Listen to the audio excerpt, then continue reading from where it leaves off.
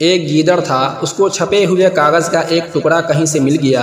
وہ کاغذ کے ٹکڑے کو لے کر جنگل میں پہنچا اور سب گیدڑوں کو جمع کر کے کہنے لگا کہ ہم کو حکومت کی طرف سے یہ سند ملی ہے، یعنی سرٹیفکیٹ۔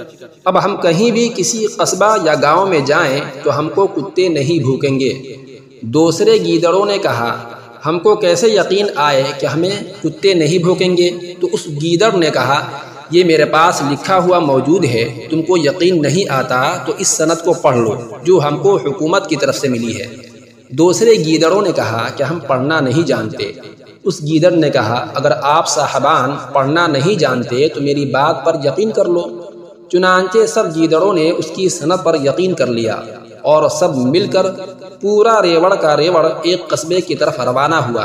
جب قصبہ قریب آ گیا اور کتوں کی نظر گیدڑوں پر پڑی تو پورے قصبے کے کتے ان گیدڑوں کی طرف دوڑ پڑے۔ کتوں کو دیکھ کر گیدڑوں میں بھگدڑ مچ گئی اور جس گیدڑ کے پاس سند تھی وہ سب سے آگے آگے بھاگا جا رہا تھا۔ پیچھے پیچھے آنے والے گیدڑوں نے اس سند والے گیدڑ سے کہا، ارے بھائی ٹھہر جا اور اپنی سند ان کتوں کو تو دکھا۔ تو سند والا گیدڑ بھاگتے بھاگتے کہنے لگا، تم سب بھاگتے رہو، یہ کتے جو پیچھے آ رہے ہیں وہ سب کے سب تمہاری ہی طرح ان پڑھ ہیں، ان میں کوئی بھی پڑھا لکھا نہیں ہے۔ فائدہ: ہمارے ملک ہندوستان میں بریلوی فرقہ کے گیدڑ جیسی سند رکھنے والے مولویوں کا یہی حال ہے۔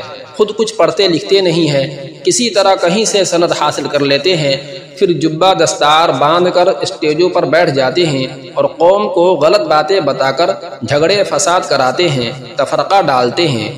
اور جب قوم میں سے کوئی عقلمند آدمی کہتا ہے کہ مولانا صاحب آپ کی یہ باتیں سمجھ میں نہیں آتی، ایسا نہ ہوگا، تو کہتا ہے کہ تمہیں کیا معلوم، تم پڑھے لکھے تو ہو نہیں، ہمیں معلوم ہے کہ دیوبندیوں کی کتابیں کفریات سے بھری پڑی ہیں، اس لیے انہیں ہاتھ بھی مت لگانا اور نہ ان کے علماء کی باتیں سنیے گا ورنہ کافر ہو جاؤ گے۔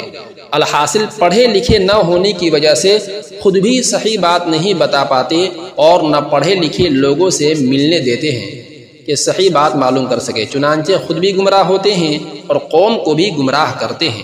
اللہ بچائے ان گمراہوں سے، آمین۔